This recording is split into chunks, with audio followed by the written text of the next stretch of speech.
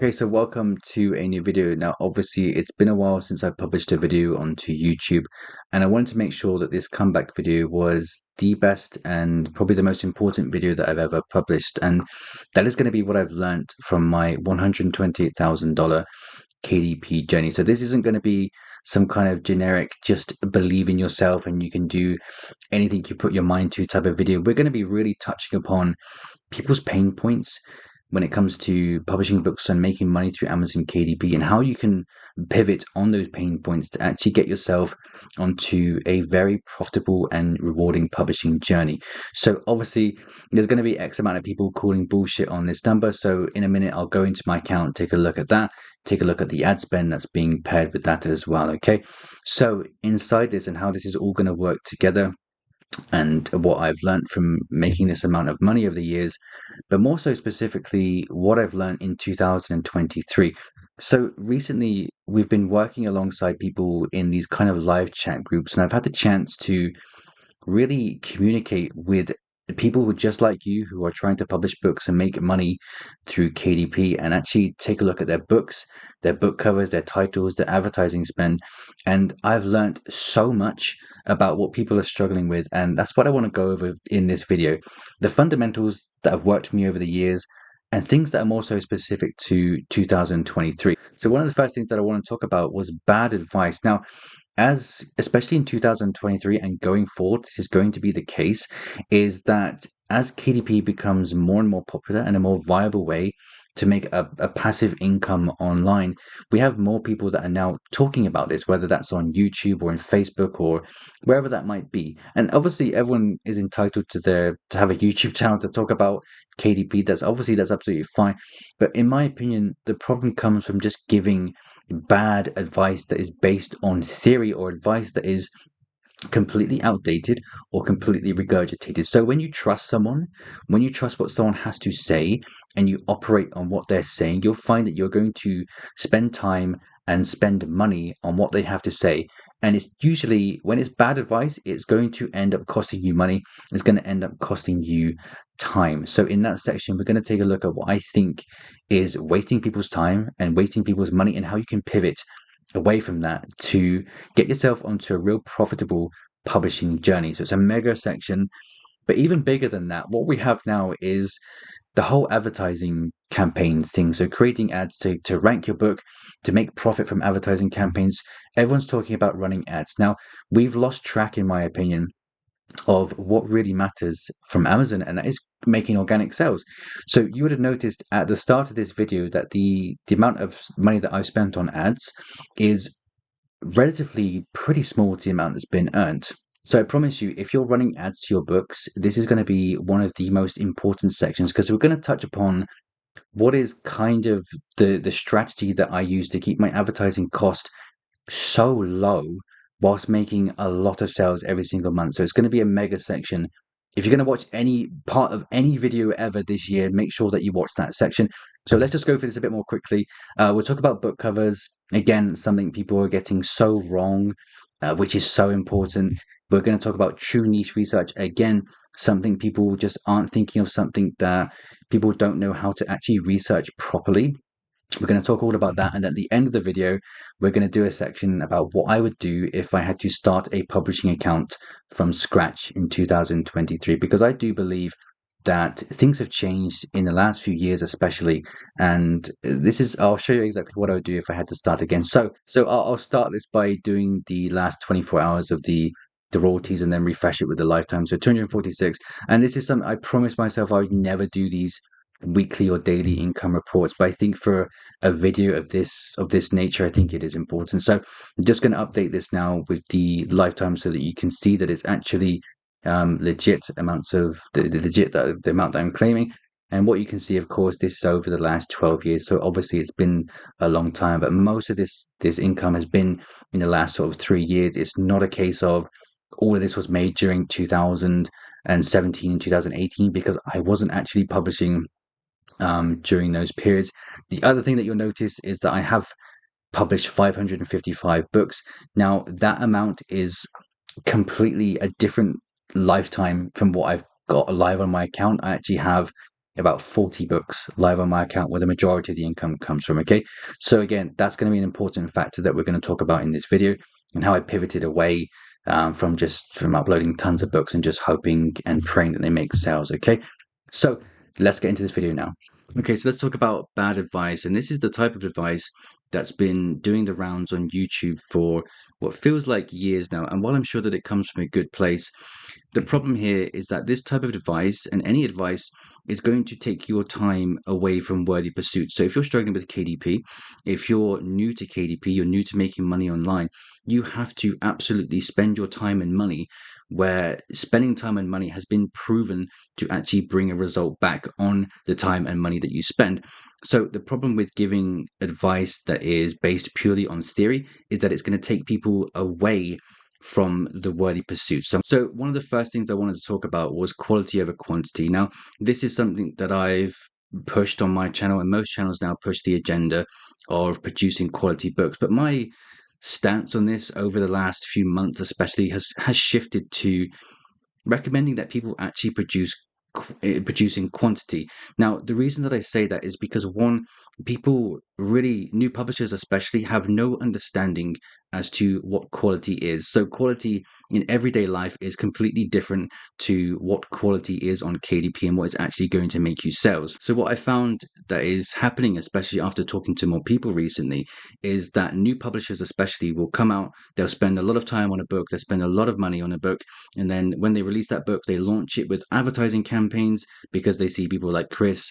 They say, focus on your quality over your quantity. They push out what they think is an awesome book, and then nothing happens. They lose that time and they lose that money. So the reason that I shift over to quantity is because quality is going to be the byproduct of actually practicing things, because there is no way, no matter how good you think you are at something, you are never, unless you are just gifted in this domain, you are never going to just produce high quality books just because someone has told you to focus on quality over your quantity. And I think also it's kind of stupid because it should go without saying that a higher quality book has more chances of selling than a low quality book. So it's not really like people purposely focus on creating low quality books. I just think in order to actually achieve the quality required to make sales on KDP is that you have to focus on practicing, which is basically focusing on the quantity of the books that you put out there. I'm not saying that you should be spamming Amazon with low content books or any type of book. I think what I'm saying here is that you absolutely must be practicing and shooting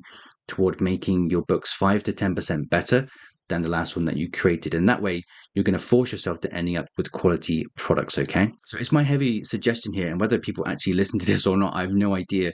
But I would, if you're new to publishing and you have 1, 2, 3 books out there, I would not run ads to them. I would focus on maybe creating some different book covers, creating books in different niches, doing some keyword research, researching all these things, and actually start putting books out there, and maybe capping your ad spend to a very, very small amount before you go all in. So the next piece of what I think is bad advice, but again, I'm sure it comes from a good place. And what I've seen recently is more and more people talking about marketing your book through social media. So things like TikTok, Instagram, going into Facebook groups and becoming like an authority, and getting people to know you until they buy your book, or whatever the theory behind that is.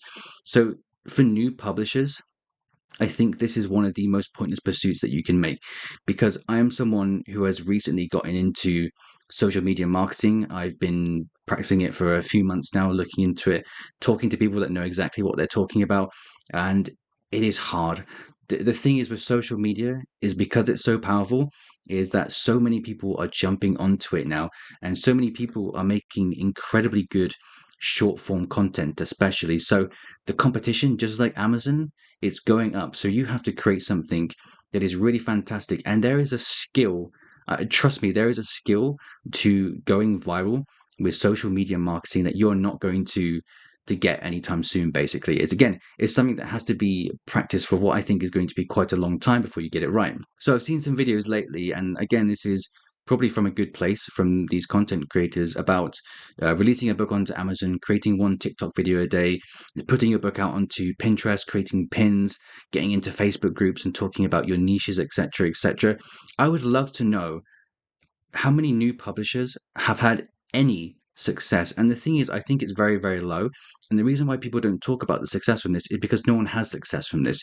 So I'm not saying it won't work, because this is something that I am trying to focus on myself now to actually get sales to TikTok, for example, which is would be absolutely incredible. People do it, but I think as a new publisher, I think it's such a worthless pursuit. I'm not saying for the long term it's not a great and amazing pursuit.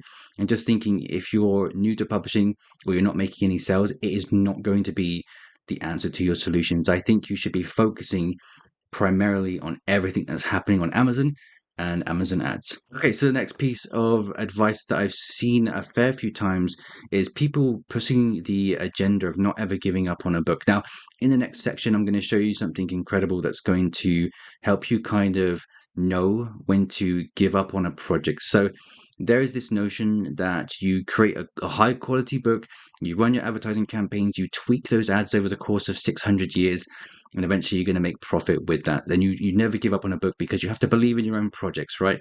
So I completely disagree with that. I cut off the amount of effort, the amount of time, and the amount of money that I put into a book within the first 4 weeks. And I know that's something that's probably going to be slightly controversial, and you're going to see exactly why in the next section that I do this.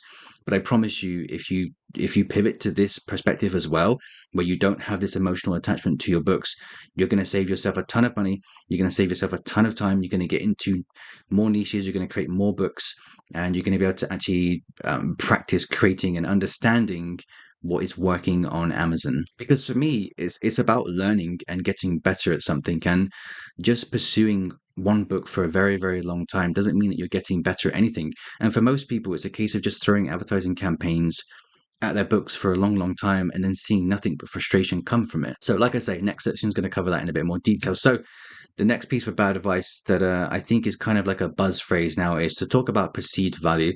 So, perceived value in a nutshell is increasing the price of your book so that the customer thinks that it's going to be of a higher quality. So, first off, Amazon customers aren't stupid. If they see something and they don't like it, they're not going to buy it no matter what the price is, okay? Especially when it comes to low and medium content books. And again, the other reason that this is pretty worthless is because the vast majority of people watching these videos, like you are right now, don't have that full understanding. They're not at a stage like some of the content creators are, where they can charge more because they understand what is happening within their niche. They understand the features that they need to include in their book to the point where they can actually increase the prices. So if you're new to KDP, if you're struggling with KDP, I can promise you that just randomly upping the price of your book to increase your perceived value is probably not going to make any difference whatsoever.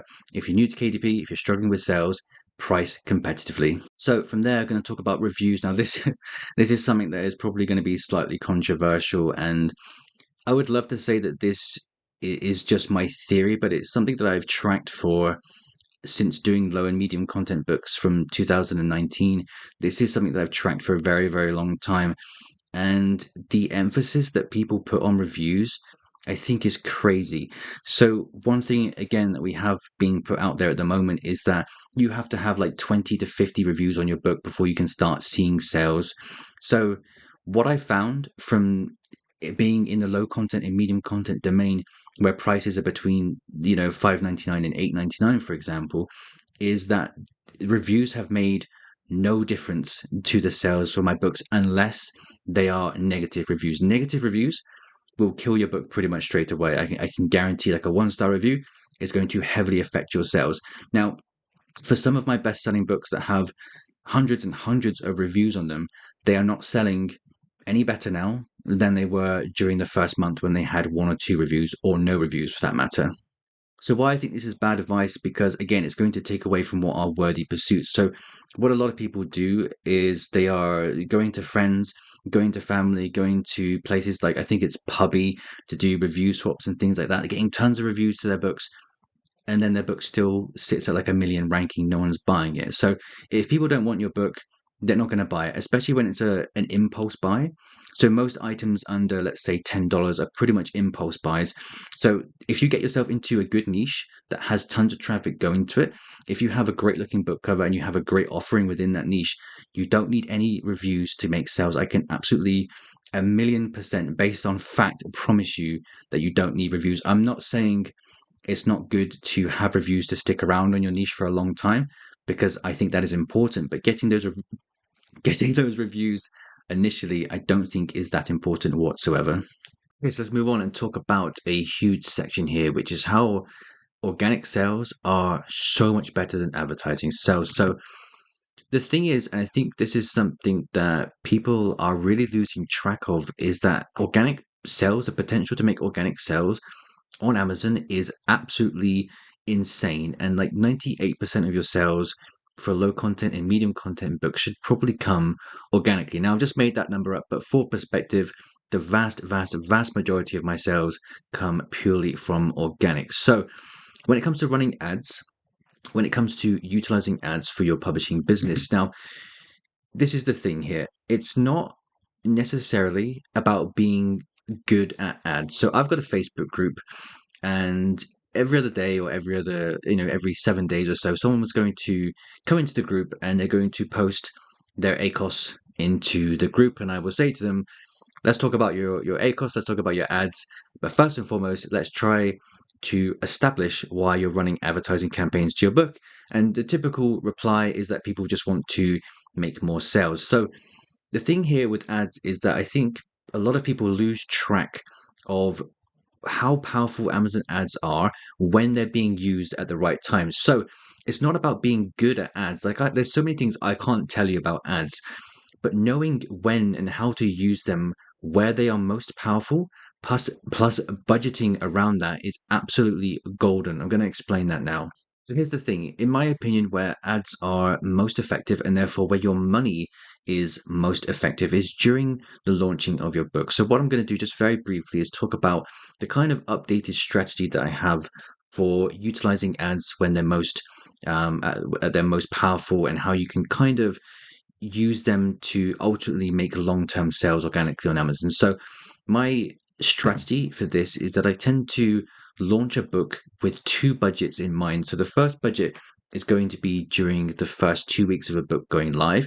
So I'll launch my book, then I'll start running advertising campaigns, and I'm going to budget for ad spend during those first 2 weeks to around. And this is entirely down to you what your budget is. It might be different to mine. Mine is typically around $100. From there, I tend to have a 4 week budget, which is around $150. Okay. So what's happening during this launch period for my book is that I'm making these kind of micro adjustments to my advertising campaign. So I'll show you in just a second what I mean by that. But what I'm doing is making these adjustments so that I continue to drop my cost per click as the weeks go by, lowering it and lowering it and lowering it. But what's happening here at the same time is that we are utilizing ads where they're most powerful, which is to get sales during a launch period. Okay. So what's going to happen after that 4 week budget is spent is, come that time, a lot of your ads are going to be turned off. And I can promise you, outside of the launch that I've just done for my recent book, I would have only spent across all of my books for this month about $150. And that's because I utilize a budget and a plan to when I'm actually running ads to my books. Okay. So what you're going to find after you make all these micro adjustments is that you're going to get placements on Amazon for your keywords and things like that.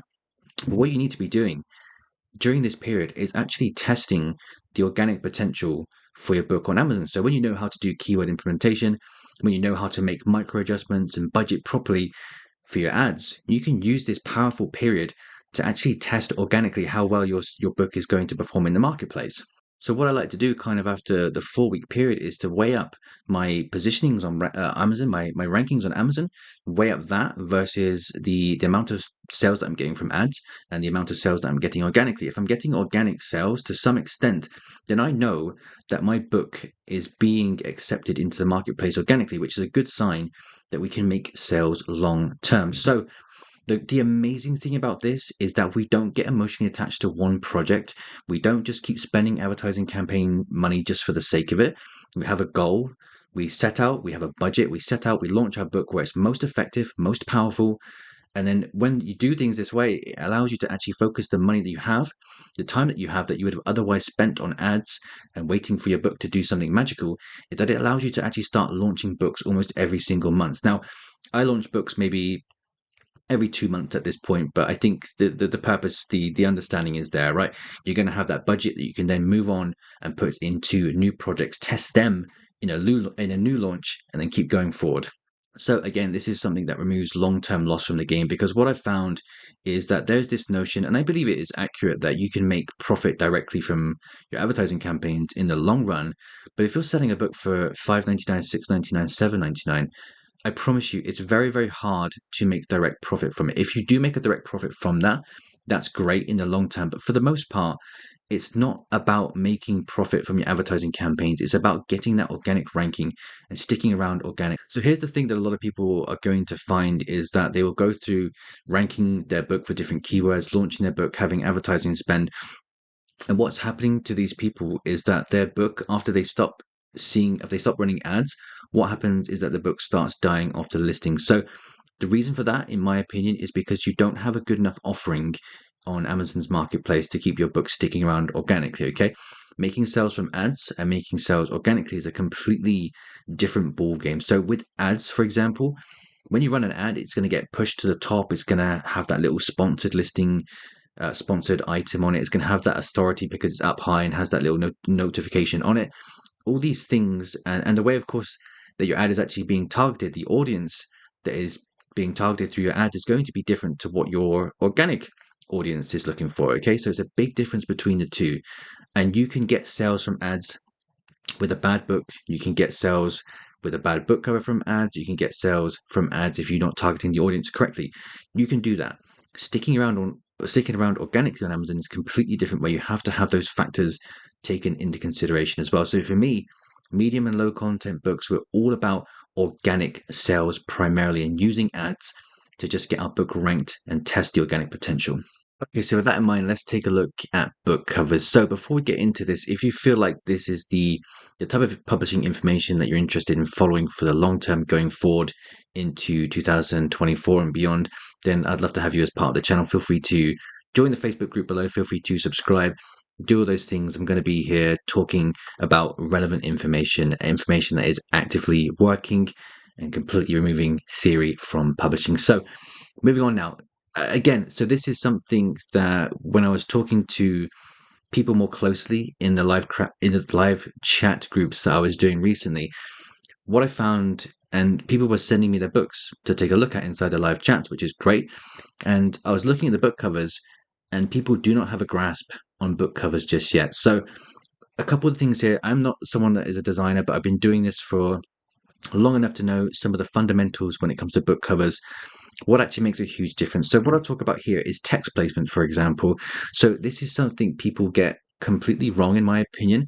And paired with that is also color contrast. So I'm going to give you a couple of examples here from some listings on Amazon as to what I think makes for good text placement and what I think makes for good color contrast. Okay, so these things, believe it or not, they are super important. Everything you do with your publishing business has to come together nicely so that you create an appealing product that is going to sell organically. Again, organically, book covers, selling in a long time, super important that people see that when your book is ranked. They see your book cover and they start clicking on it and buying it. Okay, so let's take a look at those examples now. Okay, so I've just quickly gone and searched for a unicorn coloring book, and what I wanted to do was, and these are the type of books that people are actively creating and expecting to make sales from. I can promise you, if this person runs ads to their books, they will make sales. I can also promise you that they will not make sales organically in the long run. They just won't. This project, and if you're doing things like this project is a waste. Okay. So for example, when we talk about text placement and color contrast, for example, here, what we can see is clear to me that the text placement for this is completely wrong. It goes across the image. It gets lost in the image. You can't see what's happening with it. It has an unnecessary curve to it.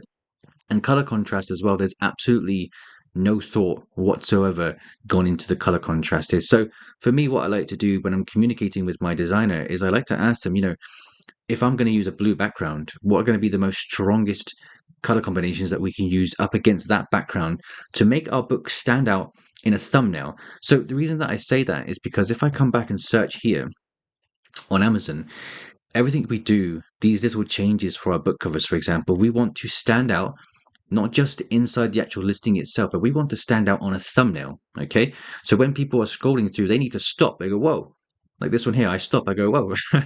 and it needs to stop people in their tracks, basically, so they actually click onto your product. When people are clicking onto your product and buying it more often, you're going to stay ranked for some incredible search terms. Okay, so super important that you think about your text placement and your color contrast as well. If you're doing the book covers yourself, that is something I think that you'll just learn naturally over time. But again, like, you can always use Google ChatGPT to give you recommendations as to what color combinations to use, for example. Now, just to give a good example here, when it comes to text placement and color contrast, text placement here at the top is niche appropriate. There's nothing stupid going on. It makes sense to have it bang at the top here. You can see exactly what you're getting with inside the book, and the color contrast between the red and the background is working absolutely fine. So another thing here just to touch upon, and this is something that, again, like if you're doing the book covers yourself, you will learn over time what looks good. But what I found is that if your text doesn't naturally pop out and you can't find a way to get it to pop out against the background of your book cover, what you can do is look at introducing things like drop shadow, and is this glow with the white borders around it. I can't remember what it's called, but look at introducing those effects into your covers as well to make everything stand out. From there, you have things like drop shadow. From there, you have things like introducing drop shadow and shading onto the actual images themselves to make them pop out. Okay, so it's very important that you actually, if you're trying to get into bigger niches, you really think about these things. So one thing here when it comes to, especially, and I'll touch upon these two sections together now, is that buying cheap book covers from places like Fiverr, they're going to usually turn up looking cheap. So if you're creating a book in a super competitive niche like unicorn coloring books, getting a book cover from Fiverr for $5 to $10 is probably not going to cut it, because you're not going to have a uniform feel, because the person creating these is not going to be hand drawing them to create that uniform feel for you. So what people are going to do on Fiverr is that they're going to take stock images and they're going to mix and match them onto your book cover, and it's just going to look like a hot mess. So if you're looking to get into big niches, I do not recommend hiring people cheap from Fiverr. If you truly believe in your book and you truly want to work on that book and you're confident you can run ads to your book, then I would look away from Fiverr, or look at spending at least $30 to $40 for the book covers that you're creating. So this last section here on book covers is absolutely huge. So what I found, so again, like, this is something that comes with YouTube channels like mine, where we talk about getting into the bigger niches where all the traffic is going. What is happening is that people want to get into those niches, which is absolutely fine. But what I found is that people aren't creating good enough book covers to stick around in these niches. They're getting into great niches, but they're creating book covers that aren't good enough. So you need to think of it this way: the quality of your book cover has to be proportionate to the niche. So if the niche has got lots and lots of traffic, lots of competition, the quality of your cover has to be proportionate to that. So you can't come out with some shit offering that you've just made in Canva in 5 minutes in a super competitive adult coloring book niche, for example, and expect to stick around on Amazon for a long time. It's just not going to cut it. So just to give a couple of tips here as to what I do specifically with the coloring books, and this is the pages that you're about to see now, they're from a coloring book case study that I'm going to be releasing later on in the year. But what I do, and to make sure that it has a uniform feel, to make sure that everything makes sense for the book that I'm creating, is to take one of the images from the, this is maybe only relevant for coloring books and activity books, maybe some other books as well. What I'll be doing is taking one of these images from the interior, having someone else from my team color this in. We're doing it on the digital tablet or wherever they do it, color that in, and then I happen to have another person that does the text placement for the book cover. Okay, so all of these things are super important, and for the most part with like the text placement, I can actually do that myself because I have a good enough idea with it as to what looks good. But my point here is that if you're getting into big niches and you're having like beautiful interiors created, do not ruin that by having a substandard book cover. I promise you, it's going to make a ton of difference for your long-term success. Okay, so that book cover is super important. Make sure that you don't get them wrong, or at least, at the very least, if you are new to publishing, then and you want to get into bigger niches, then I highly recommend, if you're doing the covers yourself, practice and practice and practice beyond the description of words, because they are so important. And if you're hiring someone to do it, make sure that you check out that they are actually doing things like hand drawn, doing them themselves, not using stock images, for example, and do your research and pay a decent amount if you are super confident with what you're doing. Okay, so let's end this video with a kind of what I would do if I was starting again in 2023 section. So just going to go through this quite quickly, but touch upon the important points for what I would do if I was starting over. So first and foremost, and this is all to emphasize what I think the most important parts of KDP are, I'd be having money to invest into this basically, because there are just some areas that I'm not motivated to do myself and learn. So things like book covers and creating the interiors, that's not what I'm about. I don't have the motivation to learn to do that. So I would need money to have that to invest. So that could be coming down to making sure that you have a job and saving some money to invest into this. From there, I would start slowly building a team to work with. So I have I say team, but it's just my kind of go-to people for creating book covers and interiors. It's around only 4 or 5 people, but you really want to make sure if you're doing things this way that they are trustworthy. And this is for a completely different video, like outsourcing from Upwork, for example. But you want to be trustworthy. You want to start building that team so that you, when you have a desire to create in a niche, you can pass off the things that you can't do to them, have them work on it, have them working in the background whilst you pursue things that you are good at. So I'm good at doing the whole niche research thing, keyword implementation, launching my ads, running ads and launching books. That's my jam. Everything else has to be done in the background by someone else pretty much. So from there, I would invest a whopping $0 into niche research tools. They're just not for me. Like, there's no offense to anyone that uses niche research tools. I like to do everything myself on Amazon, and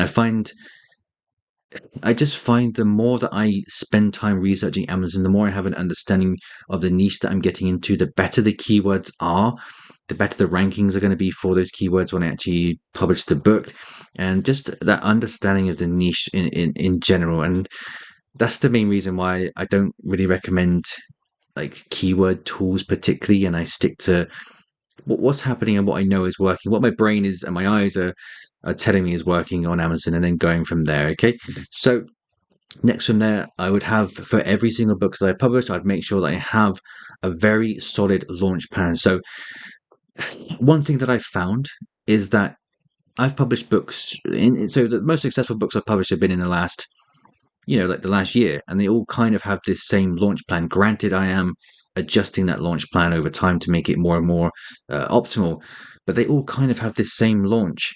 And whether it's for the coloring books that I produce, whether it's for word search, whether it's for early education books, whether it's for notebooks, all these niches that I've gone into, having a very solid launch plan has kept me going and publishing and making sales, but also capping the amount of spend that I'm putting into each project. Okay, so again, launch stuff, super important for me that you budget and really think about that. From there, this is something that's truly underrated, and I hate putting this out there as advice because it's so wishy-washy, but learning your niche is super important. Like, actually understanding what people are looking for and wanting inside your niche, what the standards are mega important. So for me, creating one book in a niche is not going to be good enough, because just because you can see that other people have sales going to it, the reason is that you're probably not going to have an understanding of that niche by just creating one book. So you can learn by creating more and more books. That's absolutely fine, obviously, provided that they're not absolutely shit. But you can keep creating books until you're learning more and more and more about the niche. So I'd recommend focusing on a niche, learning it, and publishing books in it, provided that you know that they have traffic going to it. Okay, so for me, I'm fully into the whole coloring book thing. I'm looking to move away into early education books. I've published one recently, which is it's doing okay. It's doing okay, but I feel like it's something that I need to learn a bit better before I can actually start seeing great results. So again, learn niche, super important. And on top of all of that, the most generic advice ever is accepting failures. Now it's so generic, it's so cliche and typical, but it's so important. And no matter who you watch on YouTube, whether you take advice from me or whoever it is on YouTube, every single person is failing with some of their books. I can absolutely guarantee that. So it's a massive, and that's why, like, the whole launch stuff that I'm doing, where I'm capping everything to remove that sort of mental and emotional attachment to books. That's why I kind of don't have too hard of a time when it comes to accepting failures, because I know that if I stick to a certain way of doing things, no matter what happens in the marketplace in the upcoming years, I'm still going to have that success, even if there are faders that happen during those periods as well. Anyway, that's it for this video. If you feel like this information has been worth your time, I'd love to have you as part of the channel. Feel free to subscribe and join the Facebook group, and I'll see you in another video very, very soon.